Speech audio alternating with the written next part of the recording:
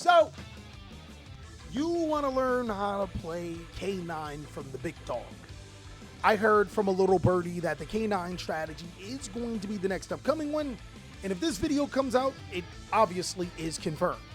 Today, I'm going to be breaking down everything you need to know about K9s, their strengths, their weaknesses, and what you should be prepared for. Let's go ahead and jump on in. What's going on with ya, big dogs? And it is an amazing day for Yu-Gi-Oh! I hope that your day phenomenal. But if it isn't, don't let what happened at the beginning of your day ruin the rest of your day. K9 for Master Duel, guys. You are going to be having a crash course. Because if you thought that Yummy was way too powerful, if you thought that Draco Tail was way too powerful, this strategy, unchecked, is way more powerful than both of those decks. It's ridiculous. The K9 cards, I want you to think of when your opponent activates hand traps or have cards in their hand or card effects in the graveyard that they're activating, you get these cards to your side of the field and they do some really devastating effects. They all are level 5 monsters, and they all have unique abilities to bring out other copies of themselves to the graveyard. Let's break them down. Izuna is going to be the most important K9 card because it's so splashable. It says you can normal summon it if your opponent has 2 or more cards in their hand, but the sweet spot is if your opponent used Ash, Maxi, Molcharmy, or any other hand trap, you get to special summon this card to your side of the field. And the best thing about it, it's even if your opponent is activating hand effects or graveyard effects on their turn. So turn 0, the start of the opponent's turn, game 1. This card acts as like a hand trap because it can summon itself to the side of the field. Then it can send a K9 monster from your deck to the graveyard. Now that doesn't seem way too menacing, but when you consider that all of the K9 monsters gain something when you have activated a hand effect, like how Lupus, the next card that we're going to be talking about, it says when your opponent has activated a monster effect in a hand or graveyard, it gets to summon itself to the side of the field. Then it allows you to perform an Exceed summon. So imagine your opponent's la-di-da-di-da-di-da-di-da walking down their way playing their Yu-Gi-Oh deck, and you just so happen to have Izuna.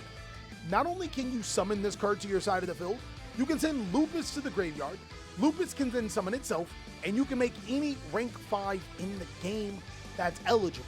But you can also be able to summon into Superstar Slayer, Typhon, Sky Crisis if your opponent has summoned 2 or more times during the extra deck, and you're not necessarily with the restriction of, not being able to summon again because it's your opponent's turn.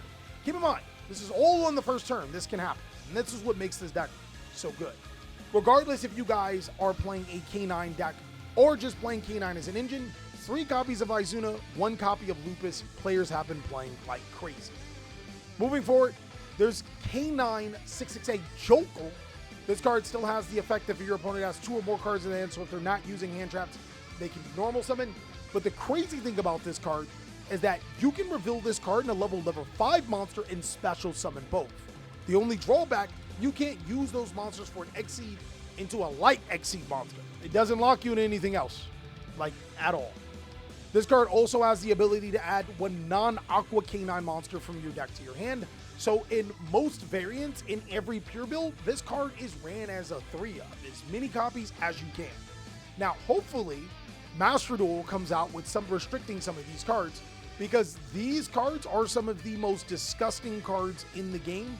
It allows you to be able to get a free rank 5 engine, and it can summon powerful monsters like Spell Counselor if it's still available. There are some strategies that can take advantage of it, but we'll talk about that later. K9 Norori has that same effect that can summon itself with normal summon if your opponent has 2 or more cards in their hand. But if it is normal summon, you can special summon 1 non-machine K9 monster from your deck.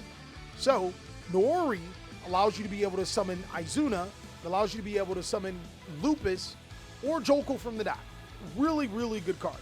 But you cannot special summon from the extra deck except K9 monsters while you control that face-up monster. Keep in mind, as soon as you get rid of that face-up monster, you can go right back to your devious things, all right?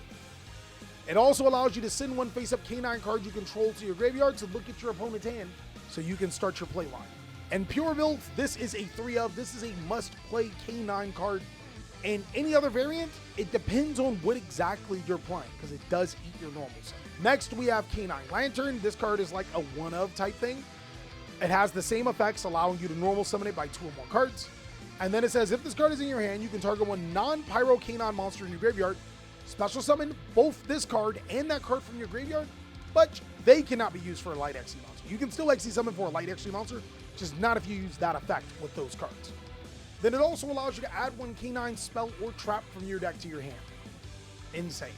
All of these cards have recoverability. All of these cards have the ability to get you so many cards and can summon themselves to the side of the field for virtually free, which makes them an excellent engine in a lot of Yu-Gi-Oh decks. Is this making sense to everyone, no matter who you are? Let's keep going. Next, we have a case for K9. This card allows you to be able to get any of your K9 monsters to your hand.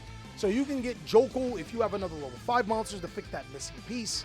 You can get Norori for your normal summon. So many things, right? It also gives you your K9 monsters 900 attack when your opponent has activated a monster effect in the hand or graveyard. And then if it's destroyed by a card effect, you get to set one K9 quick play spell card from your deck or graveyard. So card's incredibly crazy because it is your reinforcement of the army. It's your main card, spell card, to get all of your K9 cards. But this card also is an extension piece, a card that allows you to be able to keep playing because there's so many cards that allow you to search it, like Lantern, or Jokul, which can search the Lantern, which eventually gets to the K9 and the XE monster. Next is K9 Force Release. Now, the rest of the cards that I'm going to show you, they're optional. Force Release adds another dimension to your K9 deck if you're playing pure, or it allows you to be able to go a little bit harder against your opponent. It says, during the main phase, you can target one K9 XE monster you control, and you basically get to rank it up, summoning a different K9 XE monster. Cool. And it's treated as an XE summon. Then you can destroy one card your opponent controls. And also, all of these K9 cards are going to say this. At the end of the battle phase, if your K9 monster battle, you get to reset this card to your side of the field. So it rewards you for playing more K9s in your deck. From there, there's K9 Release for Strength. You get to target one K9 XE or one rank 5 XE monster you control, so a little bit more versatile. You get to special summon one extra deck, or from your extra deck, one K9 XE monster with a different name by using that monster. Pretty good. Then, of course, it has the same effect at the end. It allows you to reset. So Forced Release gets you a destruction. This card's a little more versatile by using any rank 5 monsters. We have K9 Special Experiment. I don't even know what this card does. I'm not even gonna lie. Special summon one K9 monster from your hand or graveyard, then you can special summon one K9 XE monster by using it as material. That's not bad. But destroy the monster special summon from the extra deck during the end phase of the next turn. That doesn't matter if you summon one of your K9 XE monsters, then you use one of these on top of it. You get to keep that and gain the effect. And then, of course, during the end phase, you can banish this card from your graveyard, target one K9 quick play spell card and set it. So it doesn't reset itself, but it gets you your K9 quick play spells. I like that. This deck is easily searched through the card Chaotic Elements, as it adds one light or dark pyro or aqua. Jokul happens to be a dark aqua, so, you know, do with that information as you will. I guess this is Lantern's a pyro, so it could add Lantern too. And also, this card is pretty good against them, because it does say you can banish this card from your graveyard, target one monster your opponent controls, take control of it. Your opponent has to have a light or dark pyro or aqua monster, so it can be used pretty well against them. Moving forward, there's one more support card. Super Quantum Red Layer is a card that these guys can summon and also can summon itself, so a lot of people will be playing or may experiment with Red Layer in their deck. K9 is at its best when it is mixed with another Yu-Gi-Oh strategy, because it gives you the flexibility that if your opponent interrupts you with the card effect, you get to play with your K9 cards. And a lot of times, your other strategy can bridge itself into K9. There's a couple of decks that really stand out. Vanquish Soul is probably the best K9 deck of all time, simply because Vanquish Soul Holly Sue, a new card, will probably make a Vanquish Soul video about that. Vanquish Soul Xiaolong are level 5 monsters and are really easy to summon and search. Crystron is also really, really good, and it benefits that K9 Nori is a machine monster, so it makes summoning Cyber Dragon Infinity a little bit easier if you do it correctly.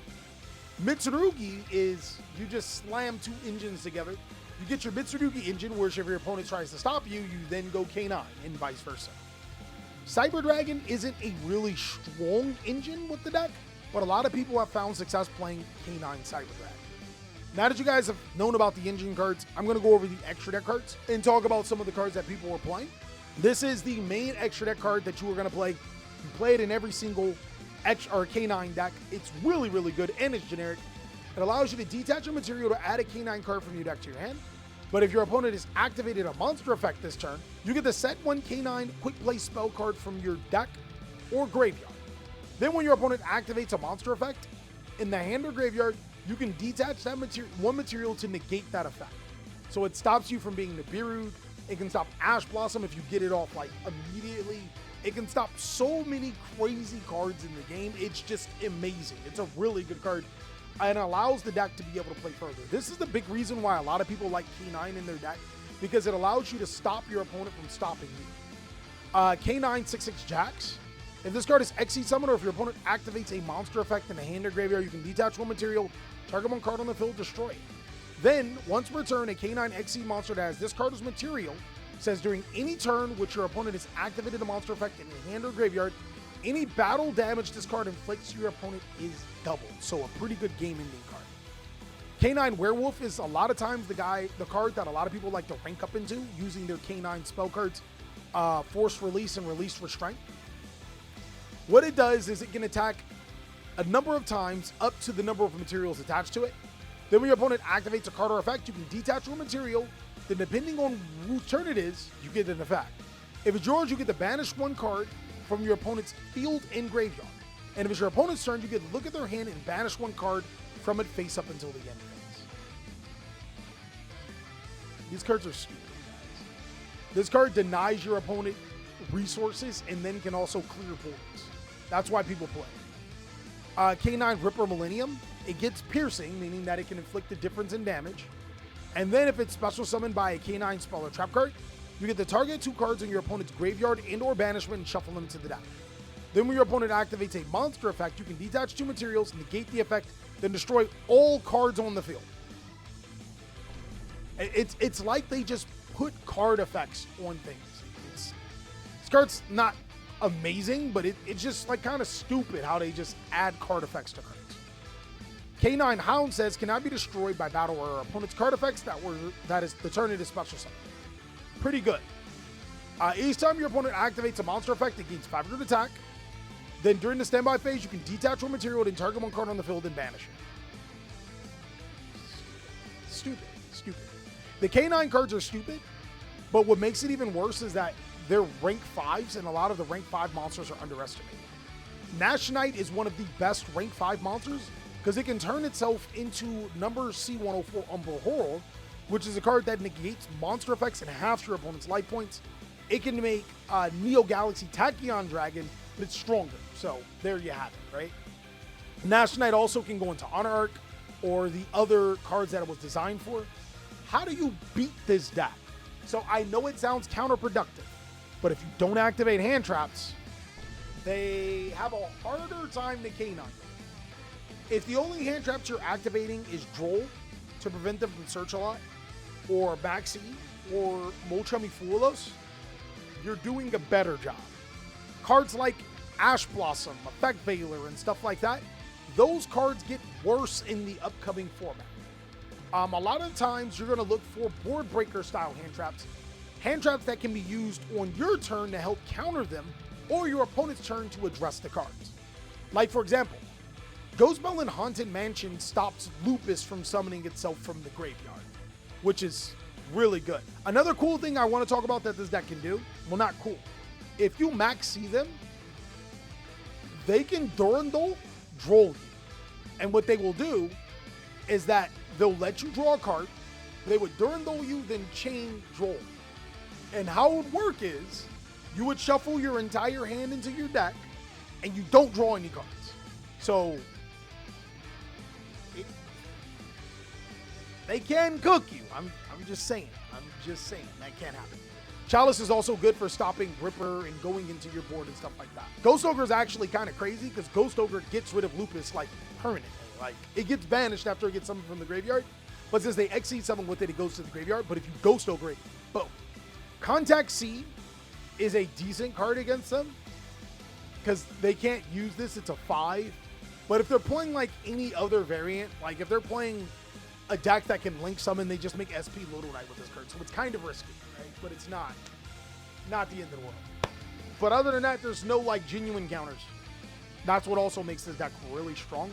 Because in Yu-Gi-Oh, the only way that we've been playing is with hand traps to counter our opponent. And this deck directly counters hand traps. So, and a real big problem with Master Duel 2 is that board breakers, they're okay. But when Mitsurugi still can go full combo and get purification, it becomes really hard to beat. You know what I mean? That's pretty much it. Everything you need to know about K9. Good luck, Yu-Gi-Oh players. I wish